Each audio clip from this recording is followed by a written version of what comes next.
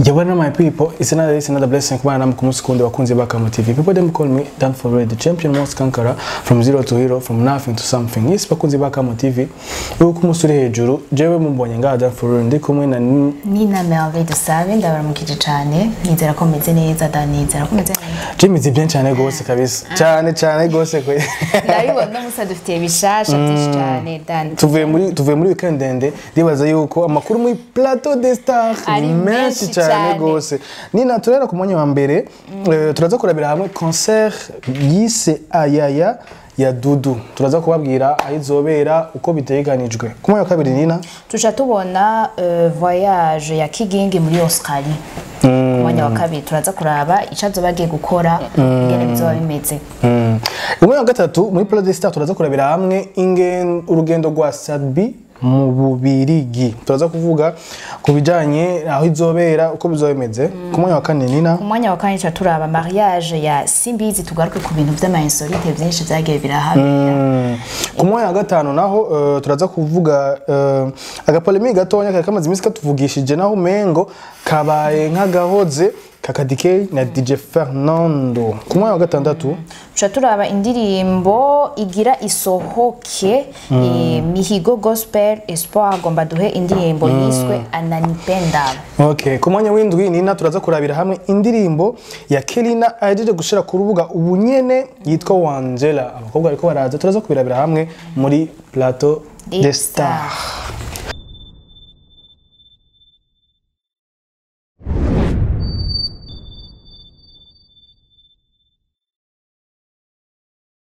Ku mwanya wa mbere Nina nikaturabira hamwe concert ya Ayaya yiswe Ayaya concert ya Dudu. Nina indirimbo Ayaya ya Dudu twibukanye yuko ni indirimbo ifite ma views menshi kuri YouTube. Ni indirimbo yakunzwe cyane ku bakunzi ba gospel ndetse n'abandi bose, indirimbo yakunzwe cyane vraiment no ko indirimbo ya Dudu ni indirimbo yakunzwe cyane, twagiye turabona ahantu henshi muri Catholique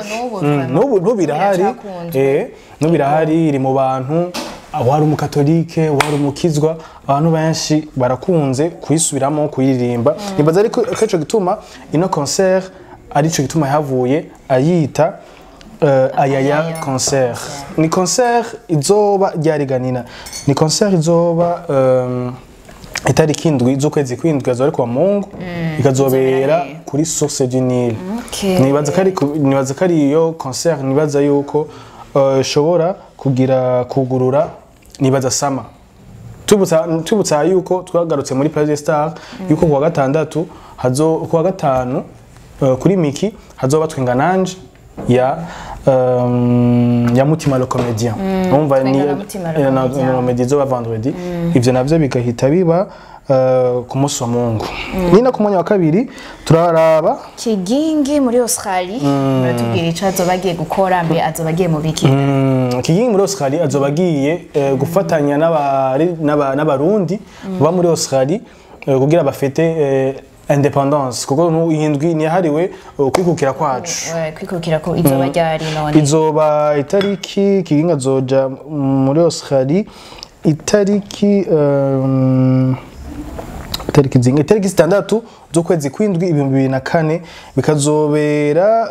akazoba yahamagawe na groupe Ikiyago Legacy from Belgium. Hazoba harimo DJ Chanto, hazoba harimo na Africa Nova, umuririmbyi wa hano i Burundi wa kera cyane gose, no mu legend. Yego. Ahantu hari Kigingi murazi ko tugomba kubyama biryoshe cyane gose. Nibaze ko abarundi bariko badukurikira rero Australia bazogerageza gushika aho hantu kugira bifatanye na Kigingi bamushigikira. Ego cyane. Ubona gute ukuntu abarundi basigiye basohoka cyane gose? Umengo kuja muri Australia tuziga tuvuga Kigingi agiye Gitega. Kigingi yaduze yimutse urumva ntarumva. Nibaza yuko biri ku yindi ntambwe, none dutera indi ntambwe. Hari ibintu biriko birabubu tutahora tubona kera. Iyi ni intambwe ikomeye cyane. Cyane gose. Ivyo ni intambwe ikomeye cyane, aho abaririmbyi bacu baza barasohoka ku bwinshi. Ico ni ikintu gikomeye cyane twoshima cyane. Mu mwaka Fernando yaragiye mu Birigi, Dramataraja mu Birigi, none ubu naho ku yindi curo comedy irasubiye gutwara Kigingi ku mugabane wa Burayi. Ku mwanya wa gatatu Nina tugaturabire hamwe SAT-B mu Birigi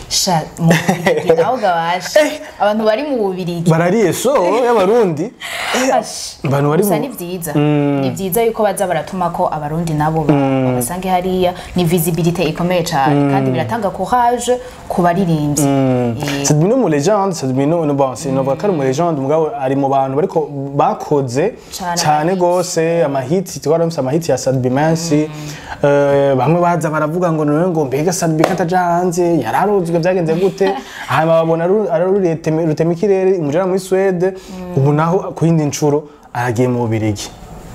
je nibaza yuko ari intambwe tuko turabona nina tubona ikomeye cyane n'iyi minsi mu Bubirigi turabona yuko ari ibintu bikomeye cyane abarundi bariyo bariko bavyifatamo neza cyane en tout cas vraiment no kuri ibintu twa tubinyotewe kera kuko niyo bari bivuze mu industry ya 257 aho turabona abaririmbyi kandi twarabona ngo Ahmed bagiye kubita ama concert na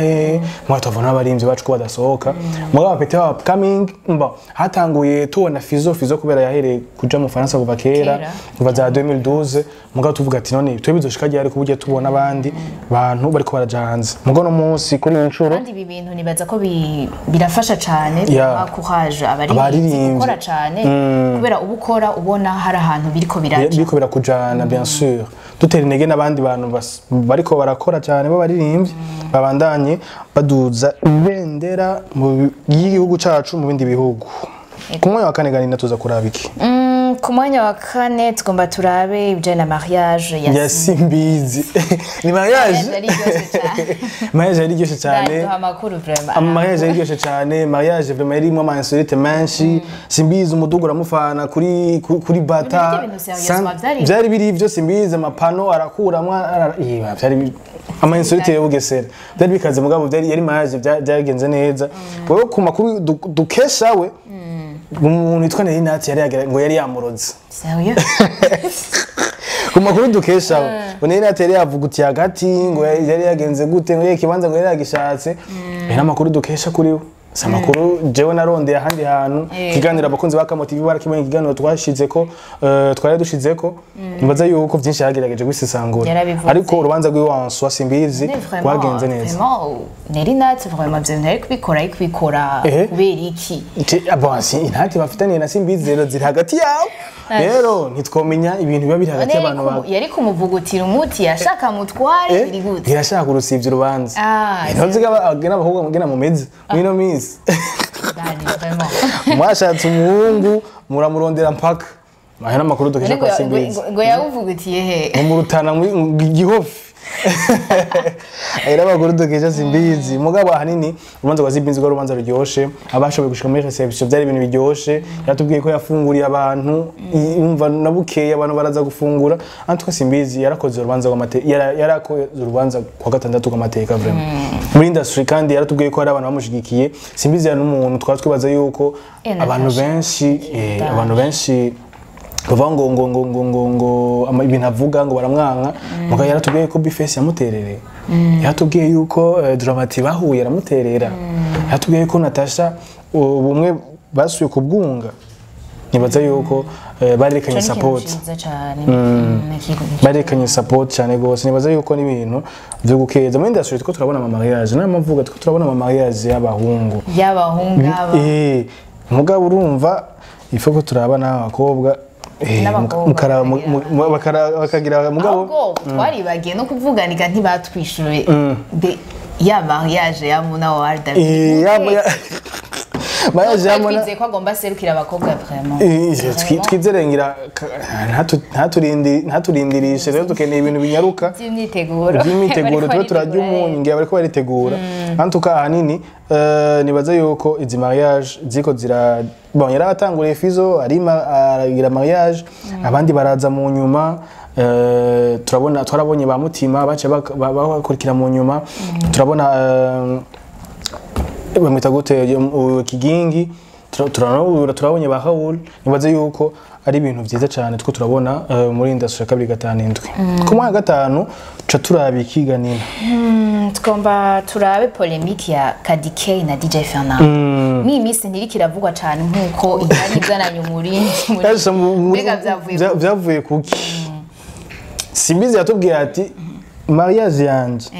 yarazimije ijya polemique kandi ntagire umuntu usaba kubivuga kuko nivyo kuko muri minsi ariko havugwa mariage yiwe no kurumva mariage yiwe yatumye tuvyibagira tureka kubivuga mbega vyaheze gute